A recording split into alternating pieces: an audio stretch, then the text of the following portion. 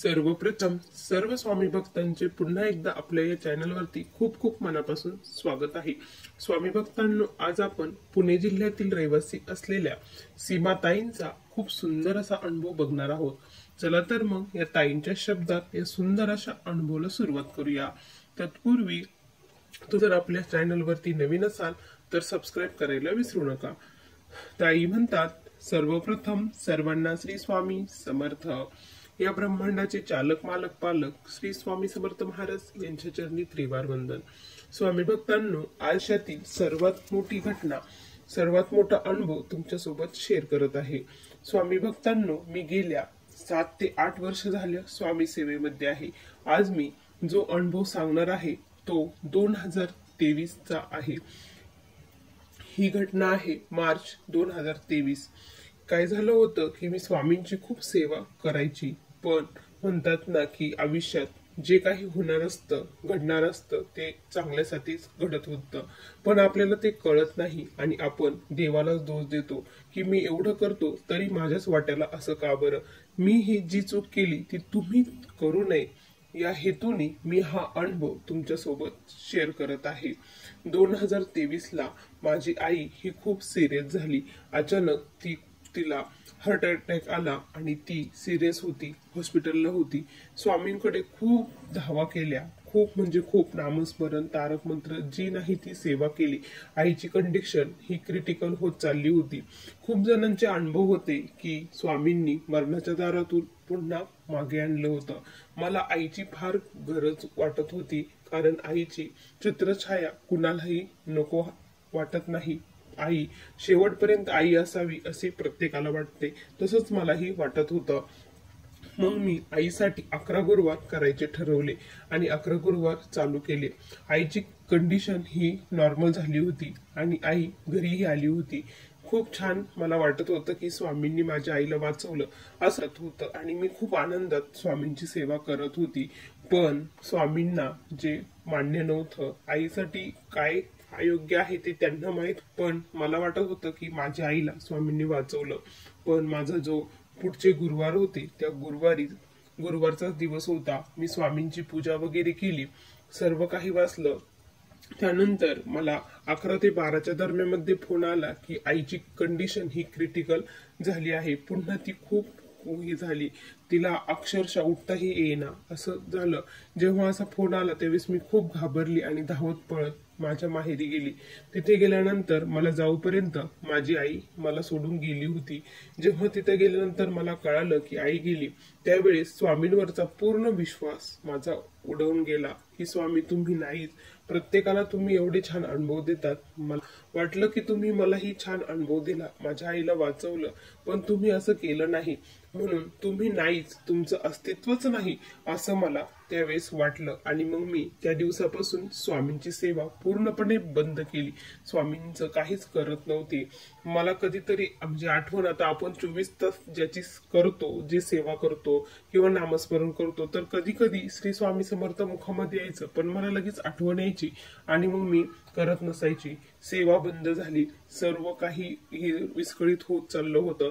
घरामध्ये खूप नैराश्य वाढलं होतं, सर्व खूप अडचणीत होत्या, प्रत्येक कामामध्ये अडचण निर्माण होत होती। घरचेही म्हणत होते, तू का बरं स्वामींचं करायचं थांबवलं आहे, असं करू नकोस। प्रत्येक जण समजावून सांगत होता, जे नशिबात आहे ते घडणारच आहे। जन्म मृत्यूचा फेरा कुणालाही चुकला नाही। ज्यांनी या पृथ्वीवरती जन्म घेतला त्यांना एक ना एक दिवस जाणंच भाग आहे। कदाचित स्वामींच्या कृपेने इथपर्यंत त्यांचं आयुष्य होतं, तिथपर्यंत त्या जगल्या असतील, पण आता स्वामी देखील याच्यात काहीच करू शकले नाही, म्हणून तुझ्या आईला नेलं असेल असे प्रत्येकाने समजून सांगितलं, पण म्हटलं नाही, स्वामींनी हे टाळायलाच पाहिजे होतं।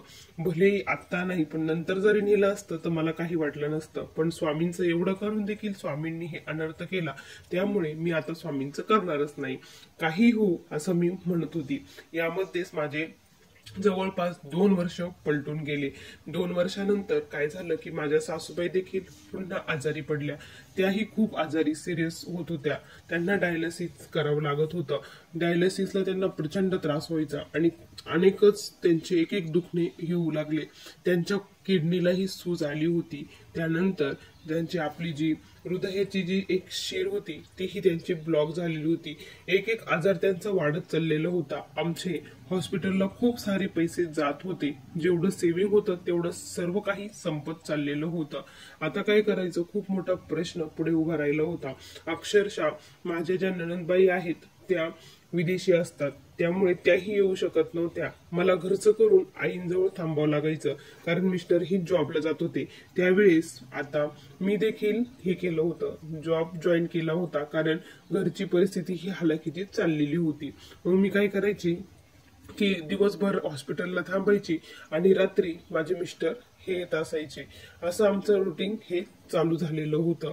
आणि पैसे तर इतके लागत होते ना हॉस्पिटलला की मी सांगूही शकत नाही. रोजचे आमचे 10 ते 15 हजार रुपये कसे जात होते हे आम्हालाही कळत नव्हतं.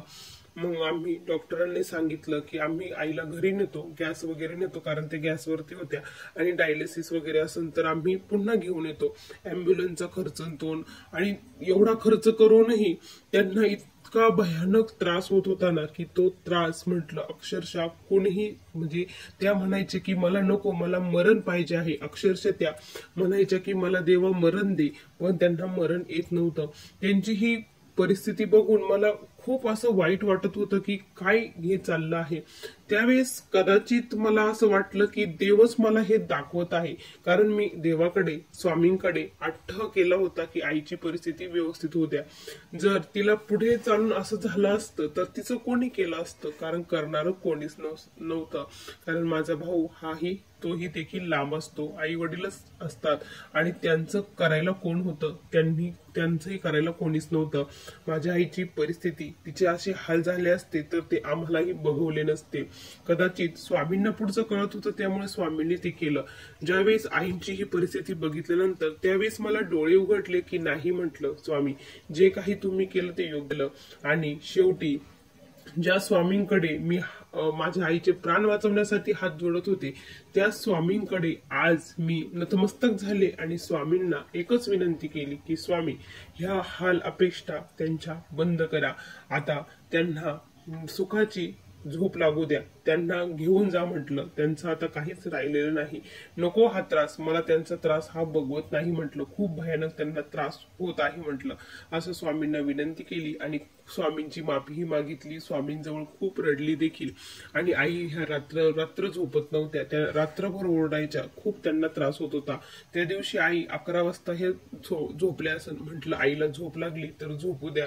आणि आम्ही पण झोपलो. आणि पाठीचे 4 वाजले असतील त्यावेळेस मी आईंकडे चक्कर घातला की म्हटलं आई आज खूप म्हणजे शांत झोपले आहेत. म्हणून बघितलं तर मी बघितलं तर आई हालचाल म्हणजे असं त्यांचं काहीच चालू नव्हतं, श्वासही चालू नव्हता, नाडीही चालू नव्हती. मग मी घाबरत मिस्टरांकडे पळत गेली. मिस्टरांना सांगितलं की मग मिस्टरही उठले, तर कळालं की आई गेले आहेत. स्वामींना विनंती केली, स्वामींनी मला माझी चूक दाखवून दिली. त्यानंतर हे सर्व घडलं. आणि त्यानंतर सासूबाई गेल्या, सर्व विधी वगैरे सर्व झालं आणि मी पुन्हा स्वामी सेवेला पुन्हा नव्याने आले स्वामींच्या चरणी. आता एकच प्रार्थना करते की स्वामी मला आता ह्या चरणापासून लांब जाण्याची बुद्धी देऊ नका. मी ह्या 2 वर्षामध्ये खूप मागे आली आहे, तुमची सेवा केली असती तर इतकी मागे आली नसती, माझी प्रगती ही झाली असती. मी जी चूक केली ती चूक स्वामी भक्तांना कोणीही करू नका. आयुष्यात जे घडत आहे ते चांगल्यासाठीच घडत आहे असं म्हणून सेवा ही चालूच ठेवा, सेवा करा, स्वामींवरती विश्वास ठेवा. शेवटच्या क्षणी स्वामी चमत्कार करतील. आपल्यासाठी जे योग्य आहे ते स्वामी महाराज करत असतात. स्वामींना कधीही ब्लेम देऊ नका. माझ्या ज्या चुका झाल्या त्या तुम्ही करू नये म्हणून या हेतूने मी हा अनुभव तुमच्यासोबत शेअर केला आहे. स्वामी भक्तांनो, असा मला हा स्वामींचा आलेला अनुभव होता. श्री स्वामी समर्थ. बघा स्वामी भक्तांनो, किती सुंदर अनुभव होता. तुम्हाला हा अनुभव कसा वाटला नक्की कमेंट मध्ये कळवा. पुन्हा भेटूया अशा सुंदर अनुभवासोबत. तोपर्यंत सर्वांना श्री स्वामी समर्थ. जय जय स्वामी समर्थ. श्री गुरुदेव दत्त.